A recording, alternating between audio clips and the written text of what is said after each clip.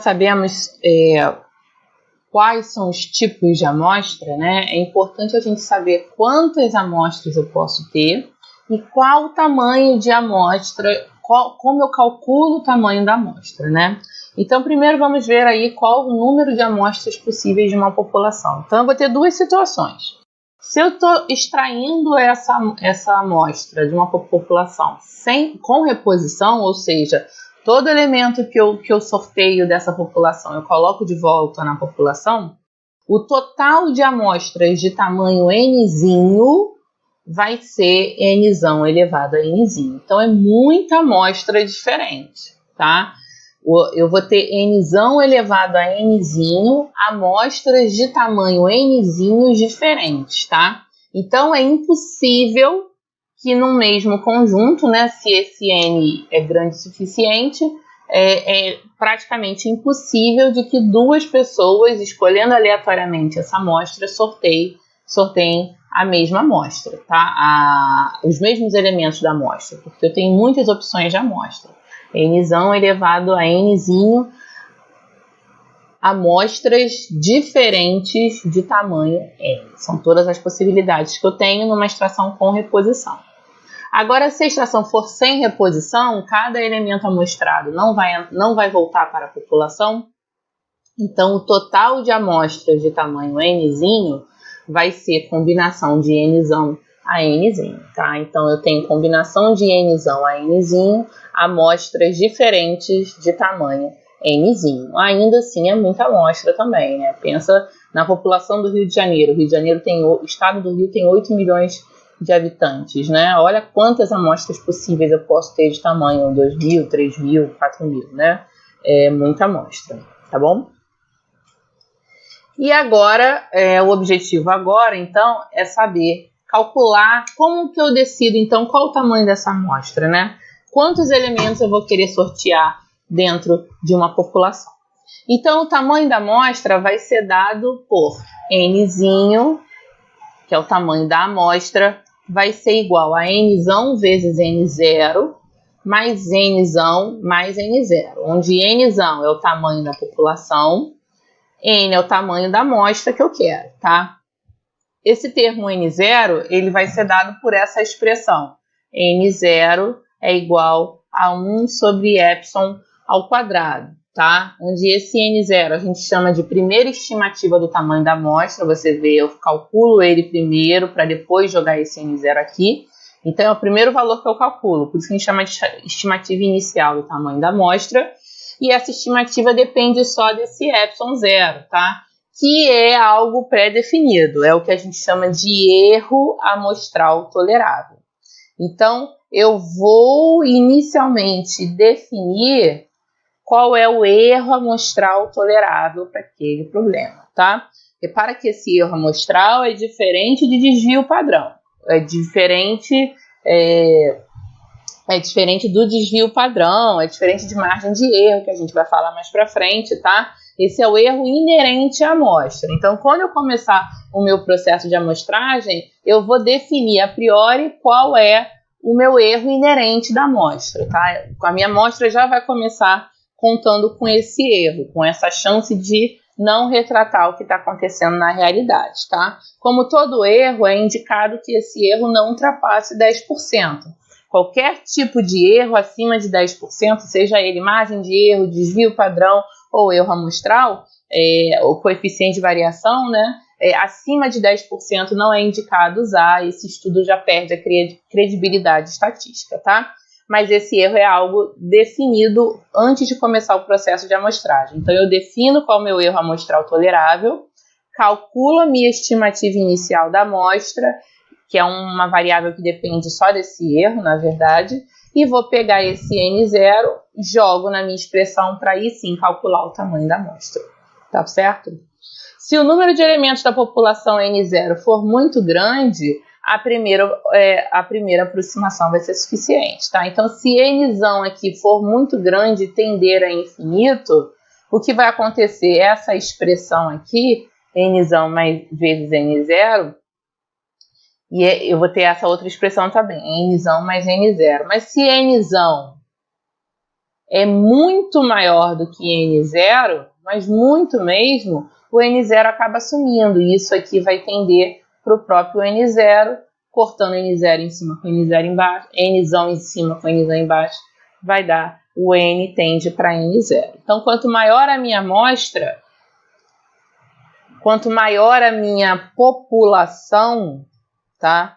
Quanto maior a minha população, que é o N0, mais a minha amostra tende para esse valor inicial, que é o N0, tá? Então, quando o Nzão tende a infinito, esses dois valores se aproximam, tá? A gente vai ver um exemplo que a gente vai conseguir enxergar isso melhor.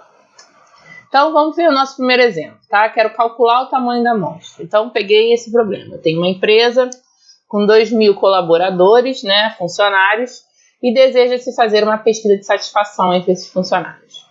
Quantos colaboradores devem ser entrevistados para tal estudo? Com erro tolerável de 2%, erro amostral tolerável de 2%, e depois com erro amostral tolerável de 4%. Então, vamos primeiro ver quantos colaboradores eu tenho que entrevistar no mínimo com erro tolerável de 2%. Então, com erro tolerável de 2%, primeiro procedimento que eu faço, o meu erro tolerável é o 2%, tá? Então, é esse 2% que vai entrar aqui no denominador, 0,02 ao quadrado, que é o nosso 2%, tá? Então, a primeira coisa que eu vou fazer é calcular o meu N0. N0 vai ser igual a 1 sobre ε0 ao quadrado, que é o erro tolerável, ou seja, 1 sobre 0,02 ao quadrado, que é o nosso erro tolerável para esse problema. Fazendo essa conta, nós temos que a minha estimativa inicial para o número de entrevistados é 2.500 pessoas, mais do que a minha população. Lembre que a minha população tinha 2.000 pessoas, tá? Então, agora com esse N0, eu vou calcular o valor efetivo para a minha amostra, tá? O tamanho da minha amostra vai ser igual a Nzão vezes N0 sobre Nzão mais N0. Então, dando nome aos bois, né? Meu Nzão era 2.000 pessoas, meu N0 deu 2.500. Nzão mais N0, então isso dá um total de 1.111 colaboradores para serem entrevistados, tá? E aí agora tem que entrar o nosso senso crítico, né? Será que vale a pena? Eu tenho 2.000 funcionários e para essa pesquisa funcionar de acordo com esses parâmetros, eu tenho que entrevistar 1.111 colaboradores, ou seja, mais da metade da minha população. Não está viável, né? O ideal é que quando eu for usar uma amostra para uma população, essa amostra seja abaixo de 25%, né? Para valer a pena, né? Porque quando você faz uma amostragem, você vai perder em precisão no seu resultado.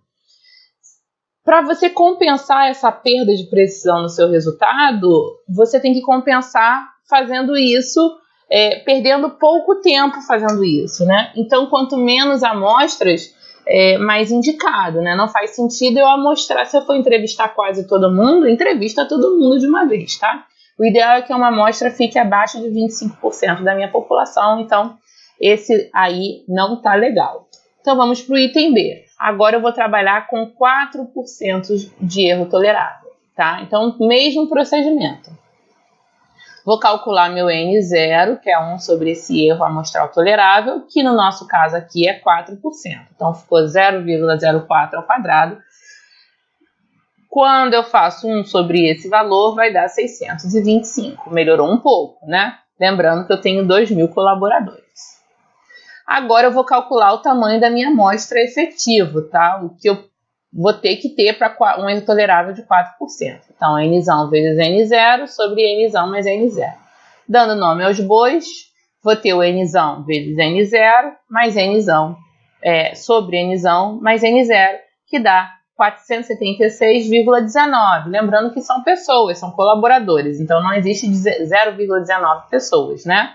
Vou arredondar para o valor mais próximo, que nesse caso era 476 colaboradores. Agora sim, melhorou, né? Eu tinha 2.000 funcionários e eu estou tendo que entrevistar 476, um pouco abaixo dos 25%. Está bem melhor esse resultado. e eu só abri mão um pouco do meu erro, né? Ele era 2, passou para 4, ainda está um erro bom, abaixo de 10%. Então, ficou bom agora o resultado. Vou fazer um segundo exemplo agora. Uma pesquisa eleitoral a nível nacional com um erro amostral tolerável de 3%. Qual é o tamanho da amostra que a gente vai precisar? Então, uma pesquisa eleitoral, né? No Brasil, nós temos cerca de 120 milhões de eleitores, tá? Hoje em dia um pouquinho mais, 130, 140, mas vamos fingir que é 120, tá? Já é muita gente, 120 milhões de eleitores. Além disso, eu quero que o erro amostral da minha pesquisa fique em 3%, tá?